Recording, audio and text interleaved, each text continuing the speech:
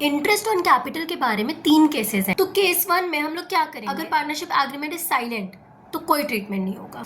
दूसरा case, partnership agreement हमें ये नहीं बता रहे कि उसे interest on capital as a charge treat करना है या एज अ अप्रोप्रिएशन ट्रीट करना है। अगर लॉस है तो इस केस में इंटरेस्ट ऑन कैपिटल हमसे तभी देंगे जब प्रॉफिट होगा, यानी कि जब लॉस है तो इंटरेस्ट ऑन कैपिटल अलाउ नहीं करेंगे। जो प्रॉफिट हुआ है पार्टनरशिप फर्म को इंटरेस्ट ऑन कैपिटल देने से पहले वो या तो इंटरेस्ट ऑन कैपिटल के बराबर है या वो इंटरेस्ट ऑन कैपिटल से ज़्यादा है, तो इस केस में पूरा इंटरेस्ट ऑन कैपिटल हम अलाउ कर देंगे।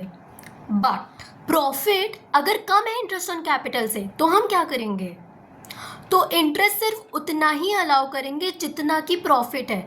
तो अगर मल्टीपल पार्टनर्स को इंटरेस्ट ऑन कैपिटल हमें देना है और प्रॉफिट इंटरेस्ट ऑन कैपिटल से कम है तो हम पार्टनर्स को जितना इंटरेस्ट ऑन कैपिटल देना है उसके रेशियो में सबको इंटरेस्ट ऑन कैपिटल दे देंगे। फॉर एग्जाम्पल ए को इंटरेस्ट ऑन कैपिटल देना है 10,000, बी को देना है 20,000, सी को देना है 30,000 और प्रॉफिट है 15,000, तो 15,000 को 1:2:3 के रेशियो में हम डिस्ट्रीब्यूट कर देंगे ए, बी और सी में।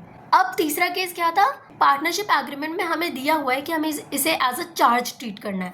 तो फिर भाई अगर जहाँ चार्ज आ गया वहाँ लॉस है या प्रॉफिट है, इंटरेस्ट ऑन कैपिटल हम देंगे तो देंगे। ठीक है, एक हैक बताऊँ, अगर चार्ज है तो वो पीएल अकाउंट में जाएगा और अगर एप्रोप्रिएशन है तो वो पीएल एप्रोप्रिएशन में जाएगा। ठीक है।